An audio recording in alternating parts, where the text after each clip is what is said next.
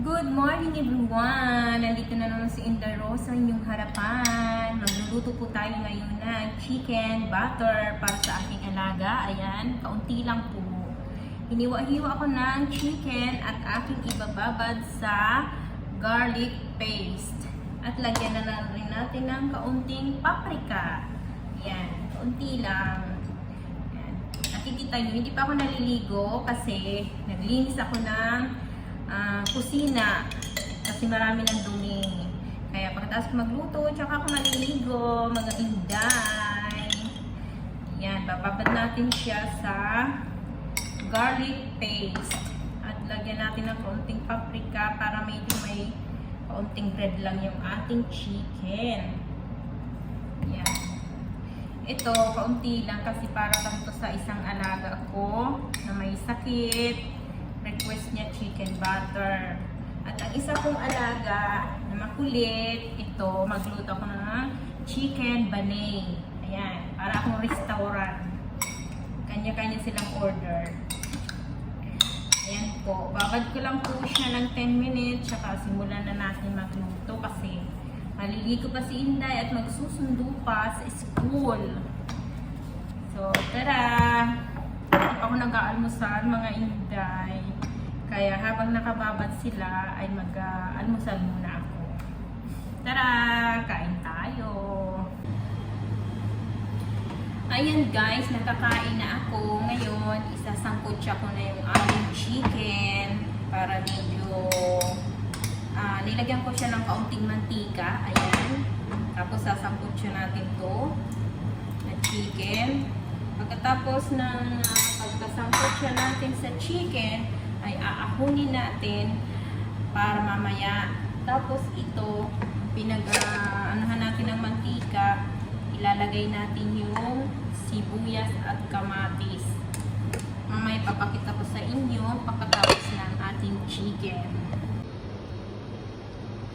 Ayan yung ating chicken. Hayaan lang natin siya medyo medyo brown lang ba? Medyo lang. Golden. Yan. Tapos ito yung ating sibuyas at kamatis at ang butter natin. Papakita ko sa inyo mamaya ang resulta. Habang inaantay natin yung ating sinangkutsa na chicken, ayan, gagawin naman natin ng isang menu. Ito naman yung chicken banay. Ito yung chicken breast.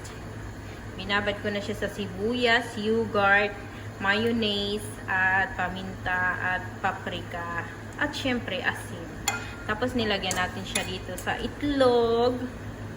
Tapos lalagyan natin siya sa breadcrumb. Ayan.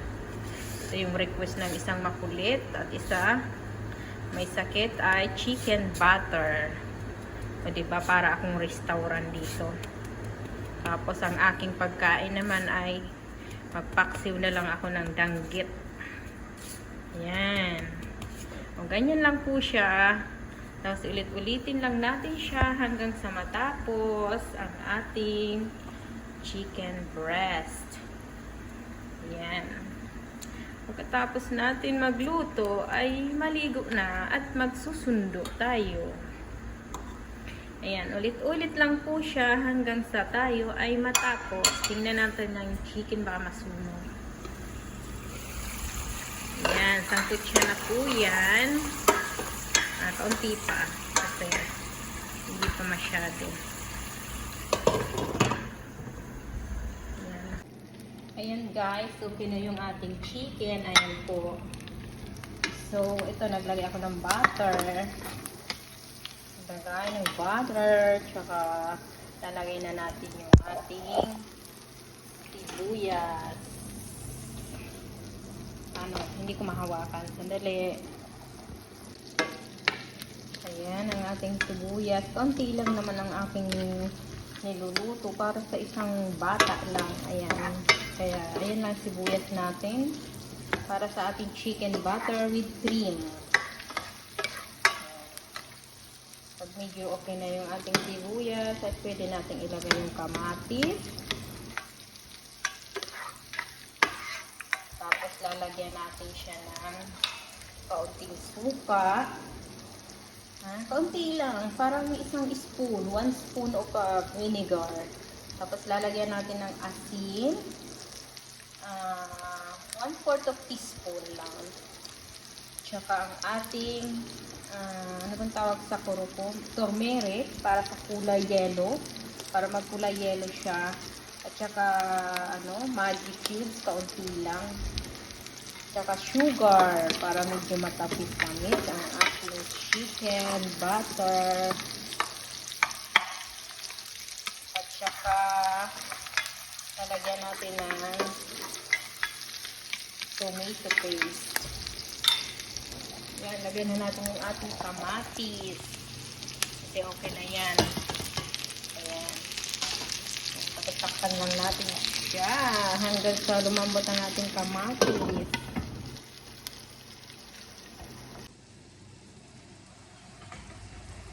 Ayan guys, nilagyan ko na siya ng suka, kaunti lang. Saka lalagyan na natin siya ng asukal. 2 teaspoon.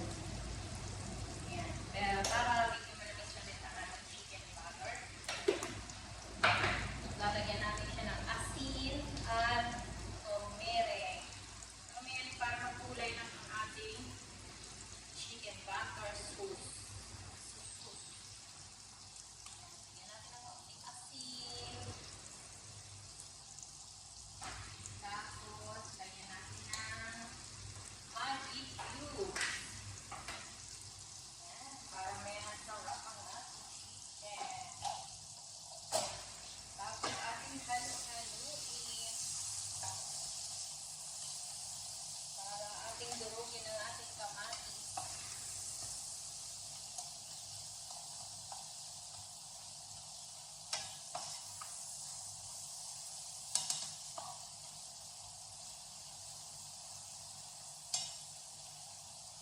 Tapos lalagyan natin siya ng tomato paste.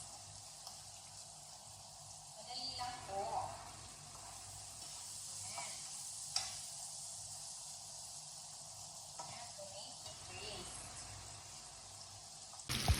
Tingnan nyo ang aking niloloto. Ayan. Tapos lalagyan natin siya ng kaunting tubig. At okay na siya. Lalagyan naman tubig. Hayaan lang natin siya ng mga 3 minutes. Ayan na nga po. Nilagyan ko na siya ng tubig. Hayaan natin siya ng 3 minutes bago natin i-blender. I-blender po natin syempre.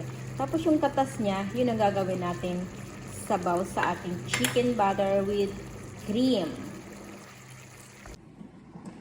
At ito na nga po, tapos na. Ngayon, lalagay natin sa blender.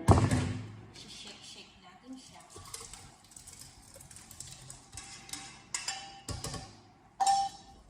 Ayan. Blender natin. Ayan, blender na natin siya.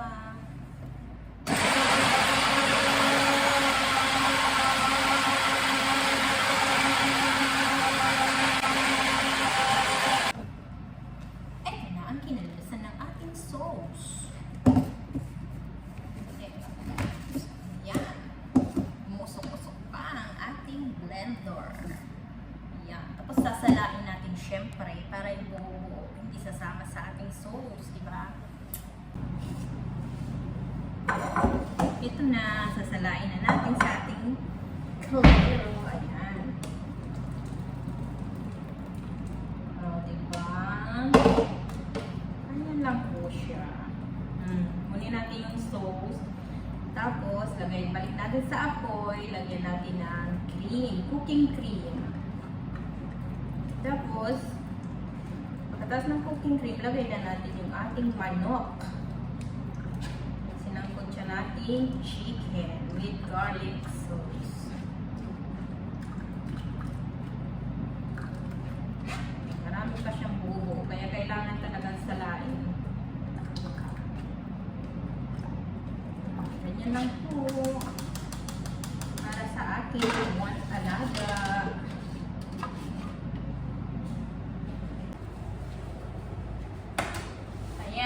babalik natin sa apoy ang ating sauce. Ayan, hayaan lang natin siya kumulo ng kaunti. Tapos lalagyan natin yung cooking. Ito yung ating cooking cream. Lalagyan lang tayo ng kaunti lang para hindi maglasang coconut. Ayan, kaunti lang po ha.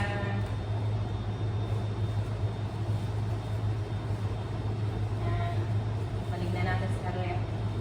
Tapos hayaan natin siya magpulo-pulo bago natin ilagay ang ating chicken. Ay, nahulog. Ayan. Kainin ko. Ganun lang po kadali ang ating niluluto. Para akong restaurant pero okay lang. Basta happy sila sa aking niluluto. Ayan.